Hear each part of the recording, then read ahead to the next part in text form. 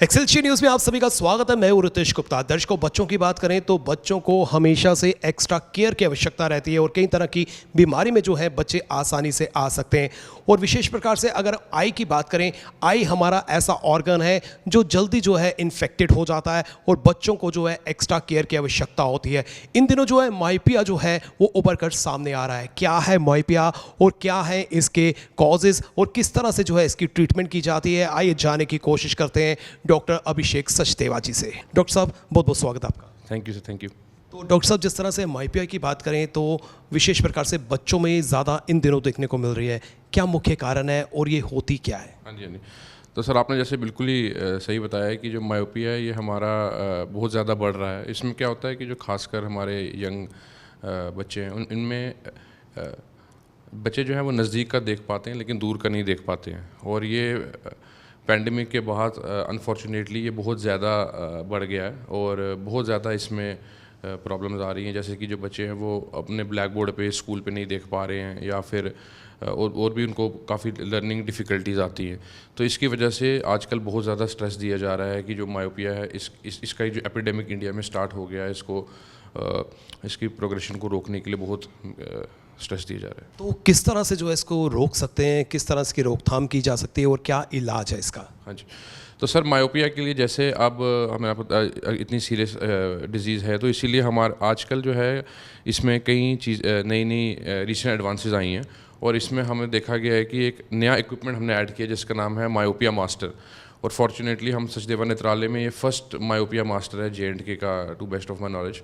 और ये इसमें हम क्या करते हैं कि जो बच्चे का कितना नंबर बढ़ रहा है एज के साथ साथ, इसको नॉर्मली कंपेयर किया जाता है उस एज के बच्चों के साथ और उस एरिया के बच्चों के साथ, और देखा जाता है कि ये नंबर ठीक रेट पे ग्रो कर रहा है या फिर कोई इसमें एक्सपोनेंशियल या फिर ज़्यादा इंक्रीज़ हो रहा है। तो इस मायोपिया मास्टर की वजह की हेल्प से हम आजकल नंबर को इसके रेट को देखते हैं।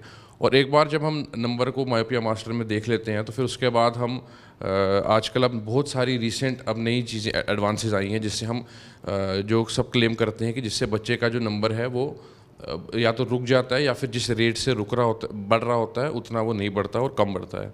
तो डॉक्टर साहब, जिस तरह से हम बच्चों की बात करें तो कई तरह के गैजेट्स जो हैं वो भी उसका प्रभाव पड़ रहा है आइज़ पर, और जिस तरह से यहाँ पर आजकल एटमॉस्फेयर है उसका भी प्रभाव पड़ रहा है। सर, जो हम जैसे आपने कहा कि जो मायोपिया हमारा जो है ये इसका गैजेट्स और जो हमारा नियर विजन वर्क बहुत ज़्यादा बढ़ गया है बच्चों का, खासकर सारे कंप्यूटर टैब्स और ये सब इफ़ेक्ट की वजह से बहुत ज़्यादा इफेक्ट बच्चों पे आ रहा है। और इसके लिए हम बच्चों को यहाँ पर ऐसे हेल्प कर रहे हैं कि हम पहले तो एक मायोपिक काउंसलर्स की वजह हेल्प से हम उनको हेल्प करते हैं कि बच्चों को बताया जाए कि उनको आउटडोर एक्टिविटी यानी बाहर खेलना उनके लिए कितना ज़्यादा ज़रूरी है और कितना ज़्यादा उनको क्या क्या एक्टिविटी, कितना मोबाइल कम चलाना है, लैपटॉप, और जितना हो सके कम से कम चलाना है। और इन सब से हम बच्चों को हेल्प करते हैं। और साथ ही में हम उनको, जो बच्चे थोड़ा हेसिस्टेंट रहते हैं स्पेक्स पहनने में, जाके फर्स्ट टाइम जब बच्चे को स्पेक्स लगती है तो उसका काफ़ी साइकोलॉजिकल इम्पैक्ट भी आता है। तो हम काफ़ी यहाँ पर अपनी टीम की हेल्प से कोशिश करते हैं कि बच्चों को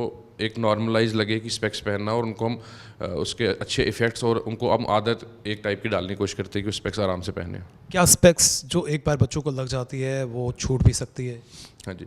तो बिना रिफ्रैक्टिव सर्जरी के यानी स्पेक्स जो है वो नहीं उतरेंगी, और हमें रिफ्रैक्टिव सर्जरी जो है वो जनरली 18 ईयर्स के बाद की एज में कराई जाती है। लेकिन सबसे पहले ये बताना बहुत ज़रूरी है कि अगर बच्चे को स्पेक्स के साथ पूरा दिखता है यानी 6/6 दिखता है तो वो कोई एबनॉर्मेलिटी नहीं है। वो हमें उसको बच्चे को ज़्यादा स्ट्रेस में नहीं डालना है, और वो बिल्कुल ठीक है। हम 18 साल की उम्र में अगर हम बच्चा स्पेक्स उतारना चाहेगा तो हम बिल्कुल उतार सकते हैं।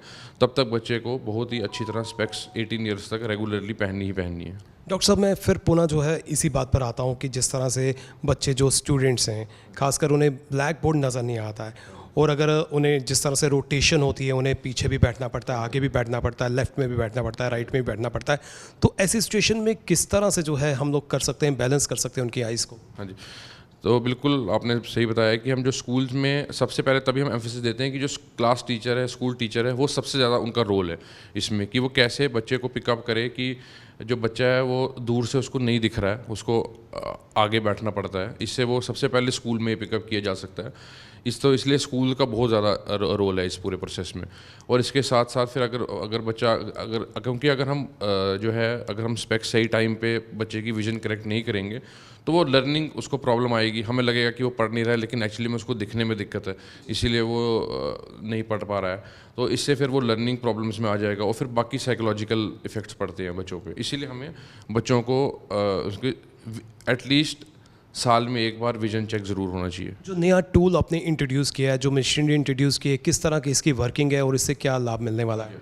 तो जैसे मैंने आपको बताया, जो मायोपिया मास्टर हमने इंट्रोड्यूस किया है, इसमें ये हेल्प ये होती है कि हम जो बच्चे का नंबर जैसे जो बढ़ रहा है वो ठीक रेट पे बढ़ रहा है या फिर एक्स्ट्रा ऑर्डिनरी एक्सपोनेंशियल रेट पर बढ़ रहा है, तो उससे हमें काफ़ी हेल्प मिल जाती है। और हम जब रेगुलरली हर 6 मंथ्स के बाद बच्चे को देखते हैं तो हम कंपेयर कर सकते हैं कि उसका पिछला नंबर क्या था और अब नंबर क्या है। और इसके साथ साथ इसमें एक्सियल लेंथ यानी कि जो आँखों की जो साइज़ है बेसिकली वो कुछ ज़्यादा रेट पे तो नहीं बढ़ रहा है इन सब की मदद से। क्योंकि अब मायोपिया सिर्फ ये नहीं रहा कि सिर्फ बच्चे को दूर का नहीं दिख रहा तो उसका चश्मा बना दिया और सब कुछ ठीक हो गया, ऐसा नहीं है। अब ये एक बहुत ही मल्टी फैक्टोरियल डिजीज़ है, बहुत सारे फैक्टर्स इन्वॉल्व हैं और हमें कोशिश करनी है कि उन सब जितने से ज़्यादा मैक्सिमम फैक्टर्स कवर हो सके उनको हमें करना है।